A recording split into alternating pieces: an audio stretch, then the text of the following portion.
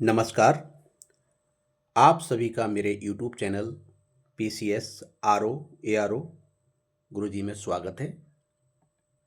आज हम सामान्य विज्ञान के अति महत्वपूर्ण तथ्यों पर बात करेंगे।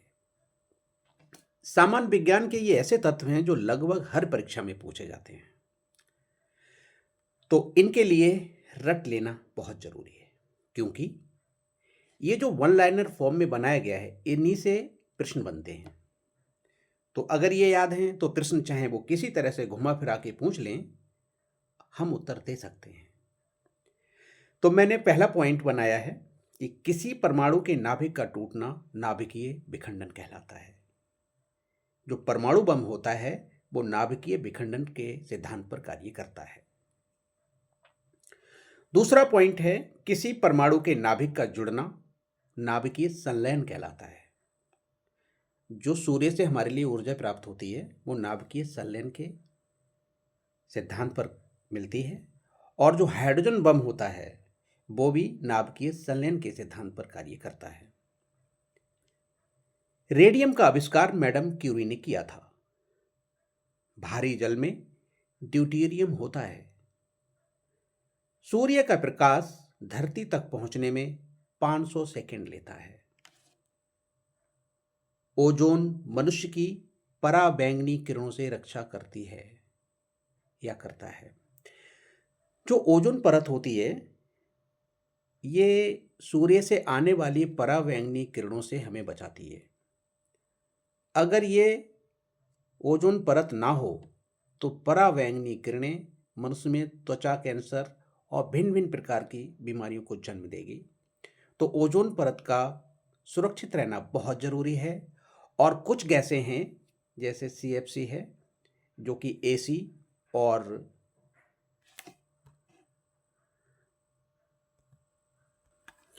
फ्रीज से निकलती है, जो कि इस परत के लिए नुकसान पहुंचाती है, तो इससे बचाना हमारी जिम्मेदारी है। हाइड्रोजन बम नाभिकीय संलयन के सिद्धांत पर बनाया जाता है, जो कि मैंने पहले ही बताया था। आवेश के प्रभाव को विद्युत धारा कहते हैं। ट्रांसफार्मर विद्युत चुंबकीय प्रेरण के सिद्धांत पर कार्य करता है। विद्युत मोटर की खोज जैकोबी ने की थी। जैकोबी ये वैज्ञानिक का नाम है। प्रकाश वर्ष दूरी का मात्रक है। सीजीएस पद्धति में लंबाई, द्रव्यमान एवं समय के मात्रक क्रमशः सेंटीमीटर, ग्राम एवं सेकंड हैं। इसे फ्रेंच या मैट्रिक पद्धति भी कहते हैं। एमकेएस पद्धति में लंबाई, द्रव्यमान एवं समय के मात्रक क्रमशः मीटर, किलोग्राम एवं सेकंड हैं। एफपीएस पद्धति में लंबाई, द्रव्यमान एवं समय के मात्रक क्रमशः फुट, पाउंड एवं सेकंड हैं। इसे ब्रिटिश पद्धति भी कहते हैं। दूरी मापने की सबसे बड़ी इकाई पारसेक है। ओजोन परत की सांद्रता को डाप्सन इकाई से मापा जाता है। गुरुत्वाकर्षण के सार्वभौमिक नियम का प्रतिपादन न्यूटन ने किया था। हैजा का कारण जीवाणु है। मायोपिया का मतलब निकट दृष्टि दोष से है। हाइपरोपिया का मतलब दूर दृष्टि दोष से है। शरीर में हृदयघात कोलेस्ट्रॉल की अधिकता से होता है। टिटनेस, हैजा, typhoid, TB, diphtheria, plague, pneumonia, syphilis एवं गोनोरिया जीवाणु द्वारा होने वाली बीमारी है। ये जो बीमारी है ये जीवाणु से होती है। ये जीवाणु इन बीमारियों का वाहक है। स्कर्वी रोग के उपचार में एस्कॉर्बिक एसिड उपयोगी है। नर मच्छर पौधों का रस पीता है। मादा मच्छर मनुष्य का खून पीती है। मादा एनाफिलीज मच्छर के काटने से मलेरिया होता है। मछली का लीवर विटामिन ए से भरपूर होता है।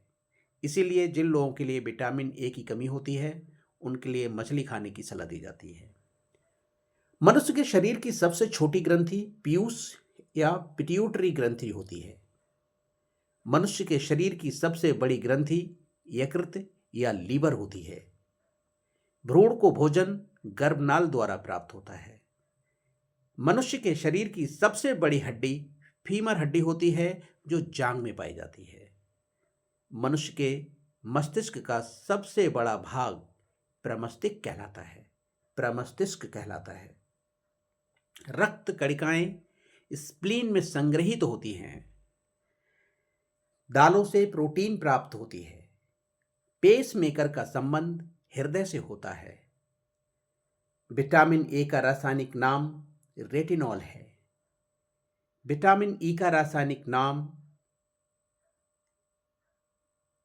टोकोफेरॉल है। इसमें जो हा लग गया है ये नहीं है, इसे पढ़ेंगे टोकोफेरॉल। विटामिन बी1 का रासायनिक नाम थायमीन है। विटामिन बी1 का रासायनिक नाम थायमीन है। विटामिन बी2 का नाम, ये रासायनिक नाम है सब। विटामिन बी2 का रासायनिक नाम राइबोफ्लेविन है। विटामिन बी6 का नाम पायरिडॉक्सिन है। और विटामिन बी12 का रासायनिक नाम साइनोकोबालामिन है। साइनोकोबालामिन है। तो इस तरह से हमने ये सभी प्रश्न पूरे किए और इनके लिए बार बार दोहराएं। इनके लिए याद कर लेना बहुत ज़रूरी है।